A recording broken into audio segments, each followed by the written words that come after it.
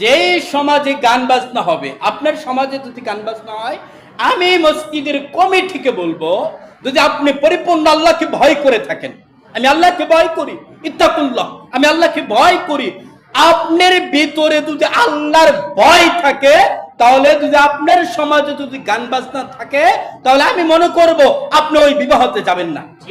আপনি ওই বিবাহতে যাবেন না। কেন আপনি যাবেন না?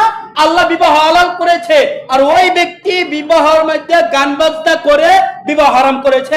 ওই বিবাহের মধ্যে আমি মসজিদের সভাপতি যাব না, আমি মসজিদের সেক্রেটারি যাব না, আমি মসজিদের কেশিয়ার আমি যাব না। কারণ ইত্তাকুল্লাহ, আমি আল্লাহকে ভয় করি, আমি আল্লাহর মসজিদের ঘরের দায়িত্ব পালন করি, আমার নিকটে অনেক অনেক আল্লাহর ভয়। কথা ঠিক কিনা? তাহলে মসজিদের সভাপতি, মসজিদের সেক্রেটারি, মসজিদের ক্যাশিয়ার যদি ওই বিবাহের মধ্যে না যায়, তাহলে এমনিতেই সমাজ ঠিক হয়ে যাবে। কথা বলে ঠিক কিনা? আর এই জায়গায় আরেকটা কথা বলি, যিনি মসজিদের ইমাম, আপনি আমাকে ছাড়া এই দুরাফিত হুজুরাই নাকি মেয়ের বিবাহ পড়াইতে পারবেন? পড়াইতে পারবেন? আরে বলেন না, পড়াইতে পারবেন? পড়াইতে পারবেন না। কেন পড়াইতে পারবেন না? আপনি সমাজ নিয়ে থাকেন।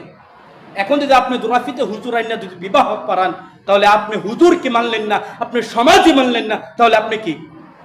সম্মানিত মুসলিম ভাই, যেই বাড়িতে বিবাহর গান বাজনা হবে, মানে গান বাজনা বিবাহর মানে গানের মাধ্যমে বিবাহ দেওয়া হবে, ওই বাড়িতে হুজুর গেহিরা মেয়ের বিবাহ, ছেলের বিবাহ পড়াবে না। ঠিক কথা ক্লিয়ার? রাগ করেছেন?